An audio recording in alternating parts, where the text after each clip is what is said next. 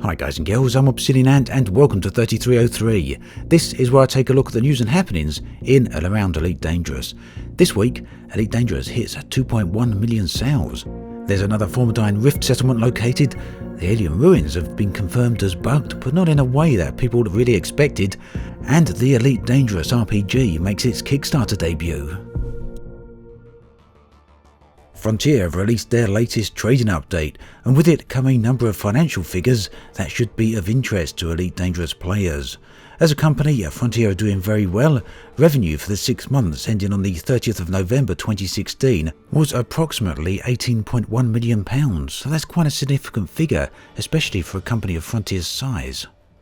Now as for Elite Dangerous sales, they continue to increase, and they've had a total franchise unit sales of 2.1 million.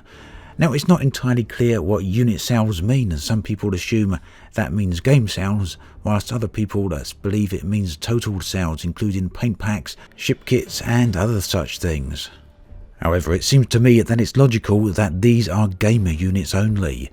After all, there are nearly 1 million copies sold on Steam, and that doesn't include copies purchased through the Frontier store, and it obviously doesn't include Xbox One owners of the game. And bolstered with a cash balance of between £6 to £7 million and continued sales of Elite Dangerous and the Planet Coaster as well, it would seem that Frontier are in a very good position to continue development on Elite Dangerous.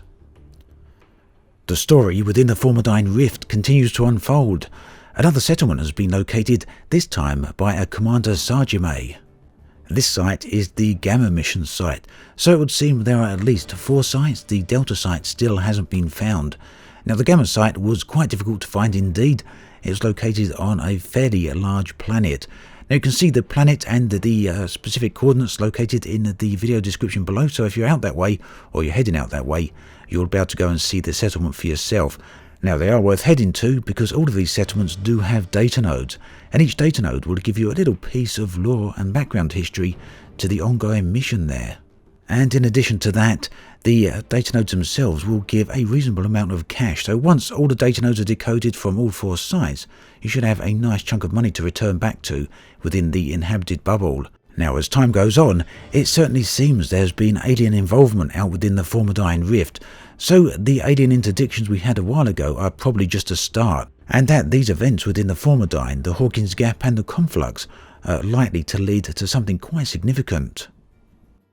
Since the engineer Ramtar gave out the mission to decode the alien ruins, it's long been wondered whether the entire puzzle has been bugged.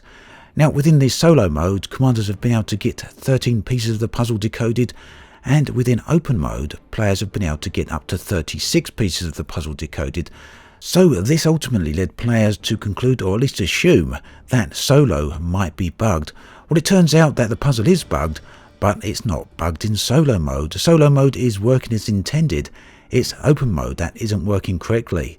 So in that case, 13 pieces of the puzzle are all that can be found apparently within the Ancient Alien site, and it seems there are other Ancient Alien sites out there on other planets, or maybe on the very same planet, but as yet they haven't been located.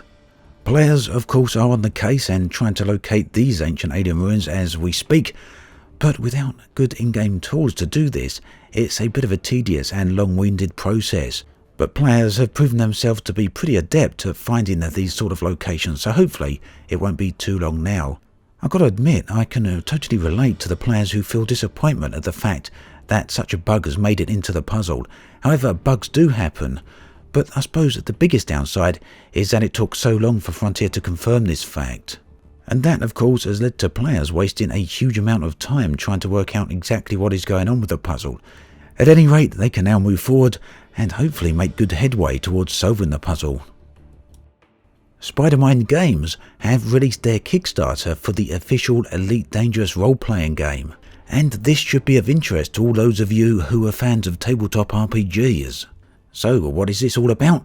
Well, essentially, Spidermind Games are creating a number of manuals, a core manual as well as 4 supplemental manuals that will completely recreate the entire Elite Dangerous galaxy, from combat pilots to traders to explorers to spies and just about anything else you can imagine. Within this galaxy, just like in the real Elite Dangerous game, you'll be able to own your own ships, purchase new ships as well as upgrade them, and live out your own story. Let's take a very quick look at the source books then. There's a military source book, which defines your career within the militaries of the galaxy. That's the Federation, the Empire, and hopefully the Alliance as well. And within this, you'll have a certain progression system, which enables you to unlock 8 different warships. So this book gives you all the rules necessary for a military career. There's an espionage source book, which it describes as a dirty galaxy, and no one likes to play by the rules. So as a spy, you'll find yourself working for shadowy government organisations, corporate sabotage teams, and indeed anything else like that. So each book has its separate rules. The Super Traders source book covers the rules for traders. But not only will you be trading here, you could also find yourself involved in other types of missions whilst you're doing your particular trading activity. You may come across burning ships, for example, or find yourself being held up by anti-corporate freedom fighters.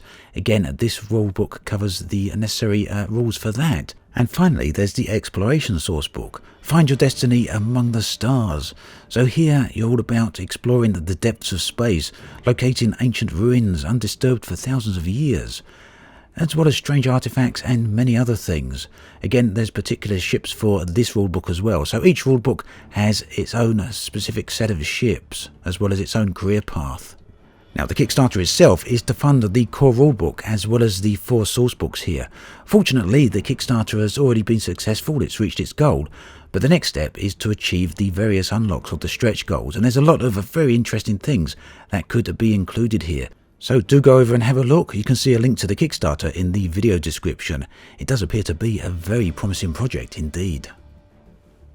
The Orrery map is something Frontier showed off in the very early days of Elite Dangerous concept art, something that invoked a lot of inspiration and a lot of desire for the game itself amongst the player base, or the backers at the very least. So what is the Orrery map? Well, it was going to be a 3D overview of the star systems within the game. So why am I talking about all this then? Well, Reddit user Tuko has come up with a concept for the Orrery system. This is a far exceeding just a map view. It's something that goes into deep gameplay that would be usable for all players, and you can see some images of this on the screen right now. It's an amazing concept that adds a huge amount of functionality to the game. Do keep in mind that this is just a player designed concept, but nonetheless, if Frontier were taking note of this and were to add something similar into the game, it would add a huge amount of depth to Elite Dangerous. Do go over and have a look. You can see a link in the video description.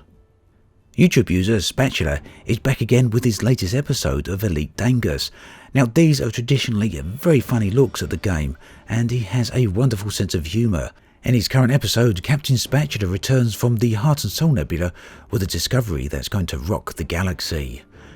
There's a link again in the video description. You can check out his YouTube channel and all his Elite Dangus episodes.